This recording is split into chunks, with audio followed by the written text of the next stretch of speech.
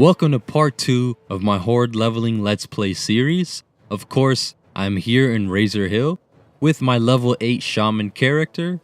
And yeah, I'm ready to do some quests just to hit level 10 as quickly as possible. Because at level 10, of course, if you know, you finally unlock specializations where you can choose which spec you want to do.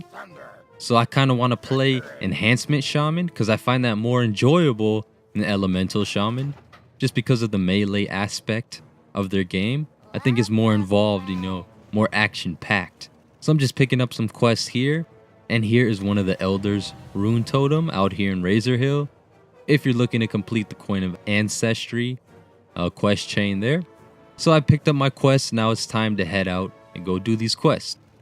So here's the first quest. Gonna be out here from bad to worse. I basically have to kill 13 people total. I have 12 of their henchmen that I have to kill. And then, of course, I have to take down the lieutenant, who, of course, is going to be at the top of the castle in the best room, I'd imagine. So here it is.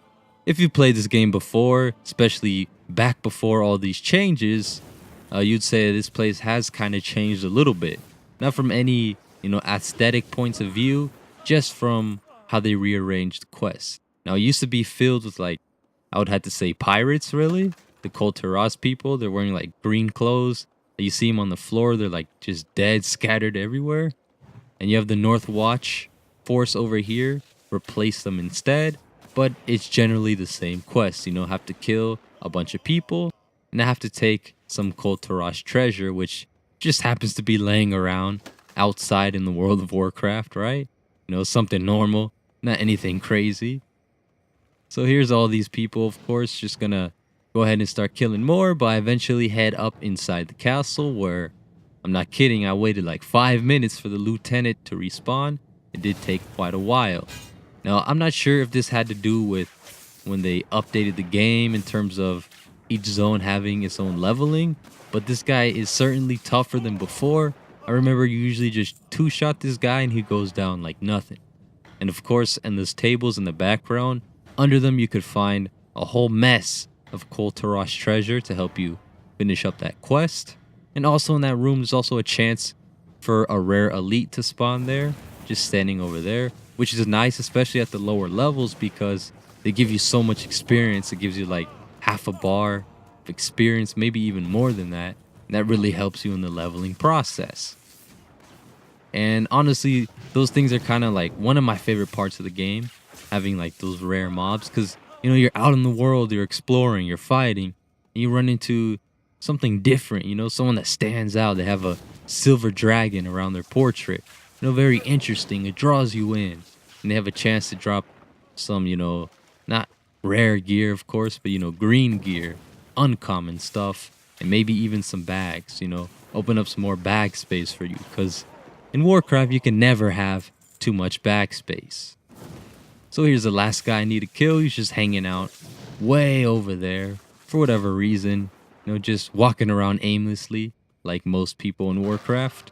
So I finally make it back to Razor Hill, turn in the quests, and as you can see by my experience bar, I'm guaranteed to level up right here.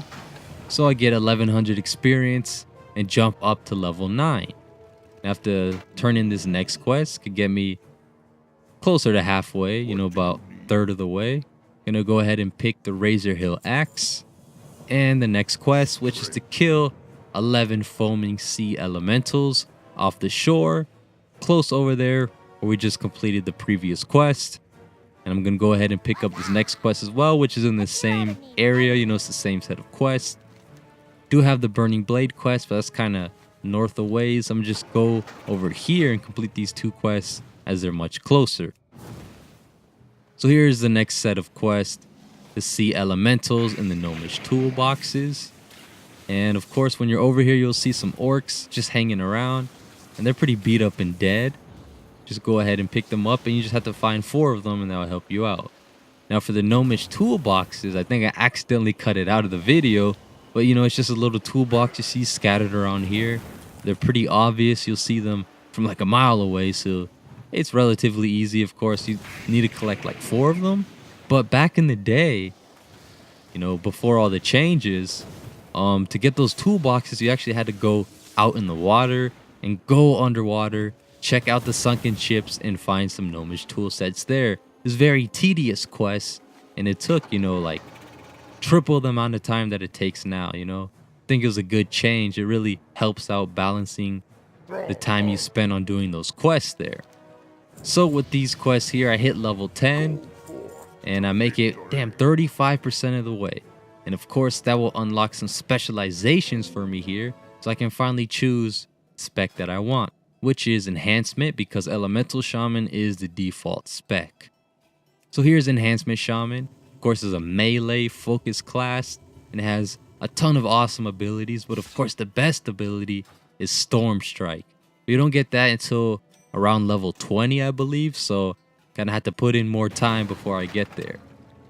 So now that I'm enhancement shaman, I'm heading out over here to the Northern Barrens, but like I've read before, I'm pretty sure the world is adapted to your level, so you can pretty much go anywhere you want to. I'm pretty sure there's some restrictions there, but it seems like I'm just gonna follow an old school kind of route of leveling just by going to the Barrens. Massive plain wasteland, looks like Razor Hill and Durotar, or it looks like Durotar and Mulgore combined. The orc starting zone, turn starting zone mixed together in one gigantic blob of land. So here's the quest, Plain Strider Menace. Now I'm sure many of you are familiar with the Zebra Hooves quest, which is known for notoriously low drop rates. And this one seems kind of similar. It's not as bad as that quest, but still, sometimes these beaks are not dropping from these Plain Striders, and it's kind of a pain. You're just killing, I believe I killed like 15 of them just to get 7 beaks. And I just this is kind of unnecessary, So at this point, I've killed a bunch, and I finally head to this one where I get the last beak that I need. And I'm like, huge sigh of relief, A lot of weight just went right off my shoulder. Don't have to worry about this quest anymore. It was a pain. So after you complete that, of course, you'll see this little orc guy, poor little orc. See him, he just needs help. He has no one helping him out. He's just watching his land get taken over by these pig people. And they even burned his stables. That's pretty disrespectful. I'd be mad. I would have fought back, but this guy seems like a little peon with no weapons. So you see the stables over here being burnt by these pig men. Despicable people. They don't deserve any respect. Kill them on sight. So here we are, just hit level 11 from killing this guy. You see there's 3 wolves in here. Poor little wolves. They're gonna die to the fire, but thankfully I came in time for the rescue, but not soon enough, as one of the peons have been killed here. Sad and unfortunate death. And so this quest is basically, I'd have to say, a revenge quest, because who wouldn't want revenge on these people after such a disgraceful act like burning the stables and killing a peon? Now, that's pretty low for these pig people. I wonder how they could have any form of companionship with themselves or the wolf pets that they have, because these guys care for nothing. They're very ruthless. And coming from a Turin, from Mulgore, there's pig people all over the place. That's basically their life. They grew up in the brainwashed idea of hating these pig people. Same thing with the Razor Mane and whatever tribes they may have. They grew up with the hate for everyone else. So it's kind of like a balanced brainwash. I had to say, this is the world of Warcraft. It's not Earth 2018 in a first world country. It's freaking Warcraft. It's like savage land. You go out in a different land, somewhere you're not from. Of course, you're going to get into some kind of confrontation. It's kind of a, you're just killing people out here, taking over land. It's pretty crazy if you think about it. They're just killing these wolves and these Razor Mane people. Of course, it's a war that will never end, much like many wars that happen. Just hate, undefined hatred, just continued throughout the game. So yeah, this quest is just obviously another kind of filler quest. This one slows you down just because you have to kill 11 of them, but they're spread out in an unbalanced way. Like you kill more plunderers, but maybe you don't get enough hunters, or the other way around. But anyways, of course, it's not that bad of a quest. It's a simple quest. You kill some people and you'll complete it. So got this extra hunter here. Of course, they like to attack you and you have to kill them or just run away, right? So I'm just gonna go ahead and kill them. Might as well get the experience while you can.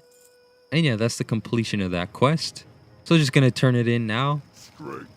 Complete this quest. And now the thing is to see if I'll hit level 12 in this video. So I'm gonna turn in this last quest, the Plane Strider Menace.